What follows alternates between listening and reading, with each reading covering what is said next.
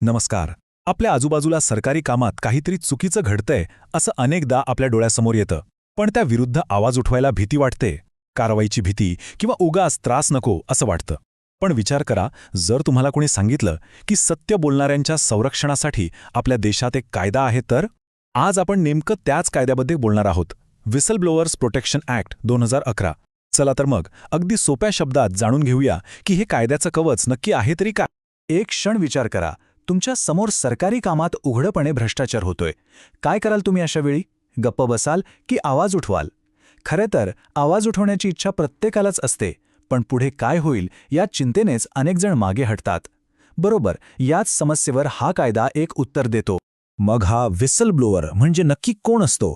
तर जी व्यक्ती एखाद्या संस्थेमधले गैरप्रकार, भ्रष्टाचार किंवा बेकायदेशीर कामं सर्वांसमोर आणते त्याला व्हिसल ब्लोअर म्हणतात. आपल्या सोप्या मराठी भाषेत सांगायचं तर तक्रारदार. हे ते धाडसी लोक आहेत जे व्यवस्थेतल्या चुकीच्या गोष्टींविरुद्ध उभं राहण्याचं धैर्य दाखवतात. आज आपण काय काय बघणार आहोत, तर सगळ्यात आधी व्हिसल ब्लोअर कोण असू शकतो, त्यांना कायद्याचं संरक्षण कसं मिळतं, तक्रार करण्याची नेमकी प्रक्रिया काय आहे, ह्या कायद्याच्या मर्यादा कोणत्या आहेत, आणि शेवटी एक नागरिक म्हणून आपल्यासाठी यात काय संदेश दडला आहे. चला मग सुरुवात करूया आपल्या पहिल्या मुद्द्यापासून. व्हिसल ब्लोअर नक्की कोण असू शकतं, म्हणजे हा कायदा कोणाकोणाला तक्रार करण्याचा अधिकार देतो. पाहूया. तर गंमत म्हणजे कायद्यानुसार तक्रारदार कोणीही असू शकतं. तुम्ही एक सामान्य नागरिक असाल, सरकारी कर्मचारी असाल किंवा मग एखादी सामाजिक संस्था म्हणजे NGO चालवत असाल, या सर्वांना तक्रार दाखल करण्याचा पूर्ण अधिकार आहे. कायदा इथे कोणामध्ये कोणताही भेदभाव करत नाही. आता वळूया या कायद्याच्या सगळ्यात महत्त्वाच्या भागाकडे, जो तक्रारदाराला एक संरक्षणाचं कवच देतो. हा कायदा म्हणजे खरं सांगायचं तर सत्य बोलणाऱ्यांसाठी एक ढाल आहे. हे बघा, हा काही साधासुधा कागद नाहीये. हा भारताच्या राजपत्रात म्हणजे गॅझेटमध्ये प्रकाशित झालेला एक अधिकृत कायदा आहे. याचा सरळ सरळ अर्थ असा की तो संपूर्ण भारतात लागू होतो आणि भ्रष्टाचाराची माहिती उघड करणाऱ्या प्रत्येकाला कायदेशीर संरक्षण देतो. मग प्रश्न येतो की आपण तक्रार नक्की कशाबद्दल करू शकतो? तर यामध्ये सरकारी अधिकाऱ्याने केलेला भ्रष्टाचार, आपल्या अधिकारांचा केलेला गैरवापर, जाणून बुजून घेतलेले चुकीचे निर्णय किंवा मग कोणत्याही प्रकारचा फौजदारी गुन्हा, या सगळ्यांचा समावेश होतो. यापैकी काहीही दिसल्यास आपण आवाज उठवू शकतो. ठीक आहे, कायदा आहे, संरक्षण आहे, हे सगळं कळलं.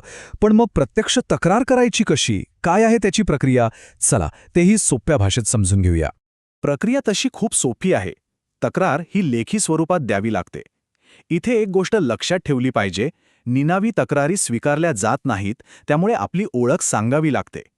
पण थांबा, घाबरण्याचं काहीच कारण नाही, कारण तुमची तक्रार थेट केंद्रीय दक्षता आयोगाकडे म्हणजे CVC कडे जाते आणि तुमची ओळख पूर्णपणे गुप्त ठेवूनच पुढची चौकशी केली जाते. आणि हेच आहे या कायद्याचं सगळ्यात मोठं बळ आणि सर्वात महत्त्वाचं संरक्षण. तुमची ओळख गुप्त ठेवली जाते. चौकशीच्या कोणत्याही टप्प्यावर तक्रारदाराचं नाव उघडं केलं जात नाही, जेणेकरून त्याला किंवा तिला कोणताही त्रास होणार नाही. आणि कायदा हे संरक्षण किती गांभीर्याने घेतो हे बघा. समजा कुणी तुमची ओळख अगदी चुकून किंवा मुद्दाम उघड केली, तर त्या व्यक्तीला तब्बल 3 वर्षांपर्यंत तुरुंगवास होऊ शकतो. आणि एवढंच नाही, तुरुंगवासासोबतच 50,000 रुपयांपर्यंतचा दंडसुद्धा लागू शकतो.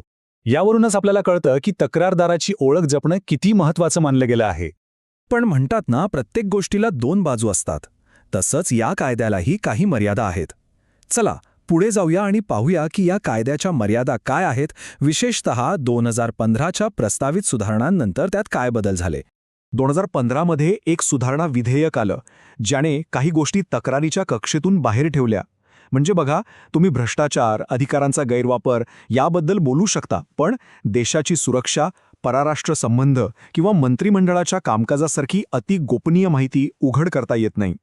यामागे उद्देश हाच आहे की राष्ट्रीय हिताला धक्का लागू नये. आता एक खूप महत्त्वाची गोष्ट, हा कायदा जितकं संरक्षण देतो तितकाच तो त्याच्या गैरवापराला सुद्धा रोखतो. जर कोणी जाणून बुजून खोटी किंवा चुकीची तक्रार केली तर त्याला कायद्यानुसार शिक्षा होऊ शकते.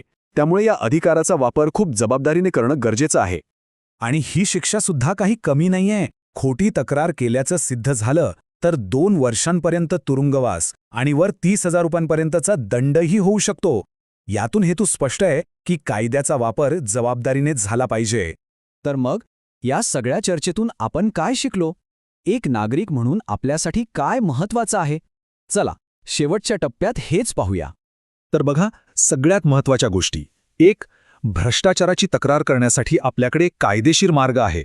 2. आपली ओळख गुप्त ठेवली जाते आणि तिला कायद्याचं भक्कम संरक्षण आहे. 3. कोणताही सामान्य माणूस किंवा संस्था तक्रार करू शकते. 4. हो, कायद्याला काही मर्यादा आहेत, विशेषतः राष्ट्रीय सुरक्षेच्या बाबतीत. आणि सगळ्यात महत्त्वाचं 5वं, या कायद्याचा वापर आपण जबाबदारीने करायला हवा. म्हणून शेवटी एकच संदेश आहे. भ्रष्टाचाराविरुद्धचा लढा हा केवळ भावनेने नाही, तर कायद्याच्या भक्कम आधाराने लढला पाहिजे. आणि हा कायदा आपल्याला नेमकं तेच बळ देतो. त्यामुळे जागरूक राहा, जबाबदार बना आणि जिथे गरज असेल तिथे कायद्याच्या चौकटीत राहून निर्भयपणे आवाज उठवा.